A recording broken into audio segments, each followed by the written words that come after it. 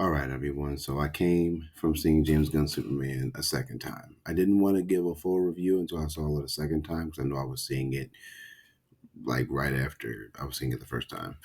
And I want to give my honest opinion on it. I honestly really enjoyed the film. I think James Gunn thoroughly understands Superman and what makes Superman who he is.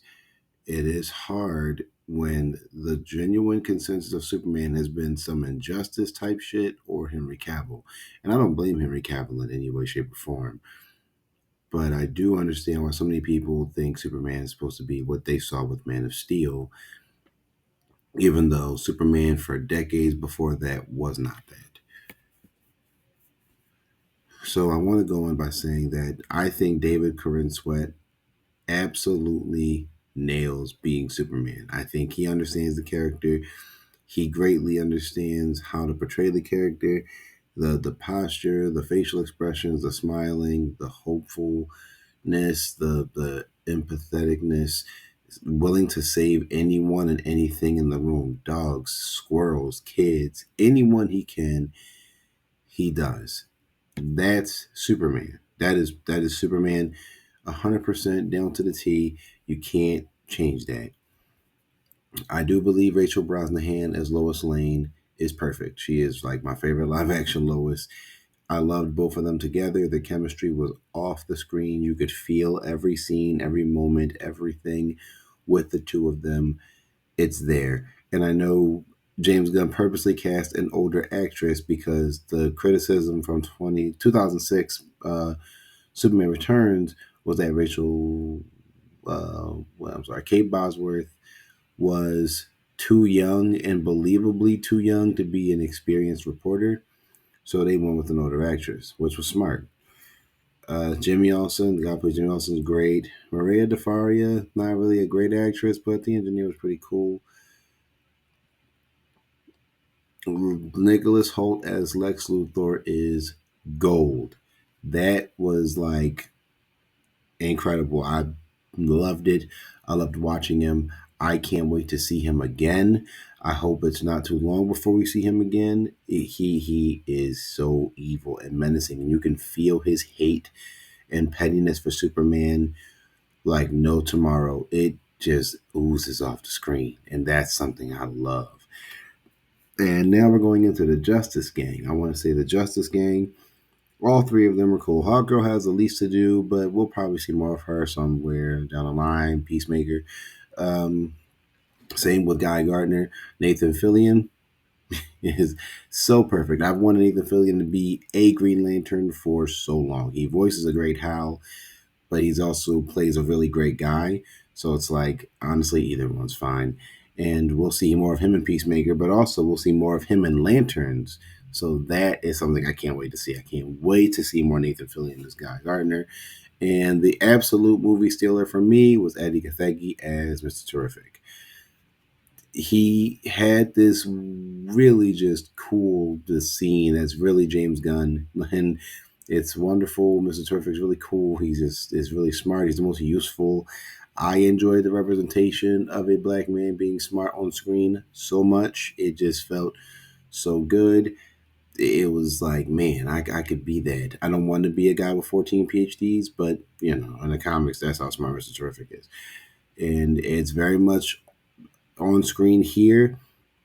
Wonderful. Now getting into the movie, I enjoyed the hopeful side of the film. I enjoyed the fact that the feeling of the film was hope. We want to feel hope in a time where we don't have that, which is very, very good for James Gunn to do something like that at a time when the world is weird as hell.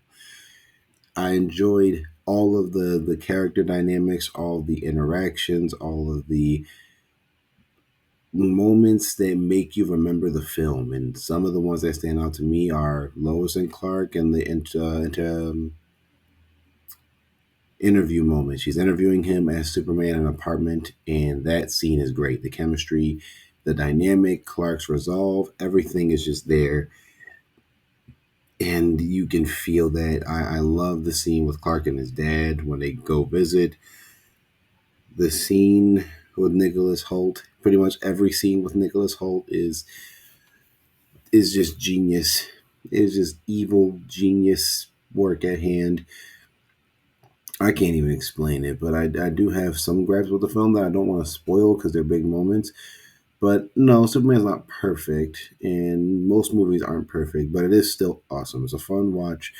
Is it overstuffed? Yes, I would say the movie is overstuffed because it's a comic book movie and it feels like a comic book movie and it's very comic booky. And for fans of Superman and comic books alike, love it. I think the genuine audience would feel a little overwhelmed because it does throw a lot at you. There's a lot going on, but it does still have a clear pace of where it's going, where the end goal is, and it gets there in a very clean, precise way that I think only James Gunn can really pull off, or like the Russo brothers. So that that's one thing. That was one thing I wanted to address. The other thing I wanted to address is the weird dynamics of this felt like stuff that they borrow from Batman versus Superman, but like better. So he goes to another country, stops basically a war. The world questions him for it. I'm like, this is weirdly similar to BVS, like a little too weirdly similar. And that doesn't mean James Gunn did it on purpose, but it is a cool concept to use for Superman. The world where kindness is not seen as a good thing. And that's, damn, that's such a good concept to use for someone like Superman. Man, what else do I go from here? It's just so good. You know, like the world eventually doesn't trust Superman because of something that happens. I will not tell. I might drop a spoiler review, for like a more of an in-depth review of the film afterwards because I don't really want to do too much. I want people to go see the movie because it's honestly a really good theatrical experience. People walked out like smiling and they just walked out like, man, I just felt everything. The costumes look great. I think the suits look incredible. I think David Corenswet Superman suit, it's like a bunch of different pieces of every Superman we've seen, and he just kind of put it into one big suit. Because I guess at the time when it was called Superman Legacy, I guess the idea was, well, this is a historical Superman film. And then it just became Superman. Kind of like how Supergirl Woman of Tomorrow just became Supergirl. Like, but Mr. Terrific has the best suit. It just looks so good. I honestly really like the Hawk Girl suit. I know people have been shitting on it, but I like it a lot. I think Guy's suit looks really good, but it's probably going to end up being a different suit eventually, which I'm looking forward to seeing that. So, Metamorpho being practical, oh my God, he looks so good. And Anthony Kerrigan plays Metamorpho a little timid, which is not really comics accurate, but I'm okay with it because normally Metamorpho is a little more like Guy, actually. And I guess you can't have two pompous assholes in the same room, so one's got to be the asshole, and I'd rather it be Guy than Metamorpho.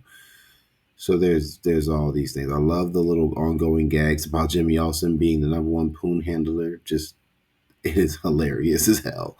In all honesty, I will say one thing is you only really see David Corenswet as Clark Kent like one time. I mean, like Daily Planet on the job Clark Kent once, which is not unwelcomed, but like, only one scene with Clark at the planet.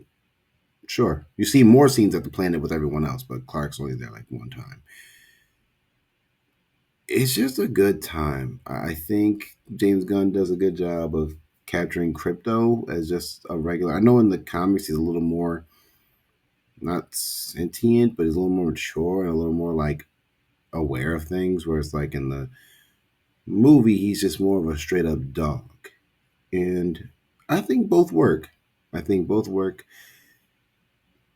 The cameos that happen in the film actually feel good. They don't feel forced. They don't feel unnecessary. They feel pretty good. I know one that people already know is Will Reeve shows up in the film. It's a cameo, and it's kind of a nice cameo because they're not forcing him to be someone. He's just like some news reporter on the screen.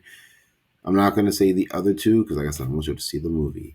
But just the overall look of the movie is beautiful. It's shot well. It's bright. It's beautiful. It captures the theme of what James Gunn's going for, and I'm hoping that's the way they go with things. going forward. I think the practical effects are incredible. Like I said, Anthony Kerrigan being a practical metamorpho, beautiful. Those Superman robots in the Force of Solitude were robotics. They were robotics, and they look great. I think actual set building, genius idea. Actual on location shooting, also a genius idea. Obviously, we couldn't get around CGI for certain things, and that's just going to be the case.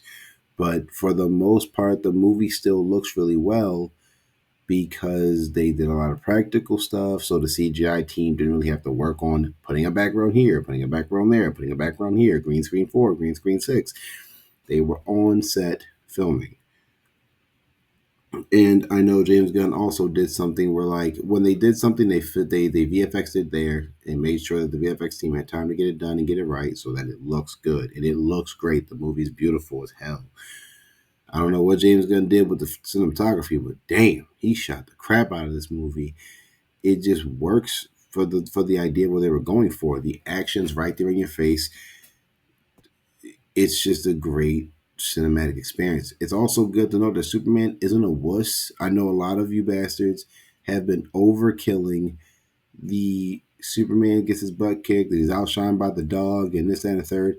He is not. He's absolutely not. And you'll find out why if you see the movie. He isn't just getting thrown around by random people. Yes, James Gunn did admit his Superman is weaker than a lot of other Supermans, but that's because if he's too powerful, you can't write for him. So that works. But he is also not weak like everyone thinks he is. If people watch the movie and stop listening to people who want to see someone fail for some reason, you'll see what I'm talking about. But it's an important thing that I don't spoil the movie because I don't want to do that. It's opening weekend. I highly recommend people who love Superman go see the movie. I like Henry Cavill. I really do. But his Superman wasn't Superman. This is Superman. This is who Superman is supposed to be. This is what makes Superman Superman. And people who understand that love this movie. And if you want to enjoy your good time at the theater, you just want to go, laugh, see some cool action scenes, see a guy in the cape fly around, this is the movie for you. I think if you want to see some other superheroes, this is also the movie for you. Are you ready for an interestingly new DC universe like me? Then this is also the movie for you. I think this movie is going to do well critic wise, audience wise, and box office wise. And I hope you guys enjoy the film too. I hope you guys also enjoyed this video. So if you did, make sure if you made it this far, make sure you smash the like button, comment, and subscribe for more. I will see you guys on the next one.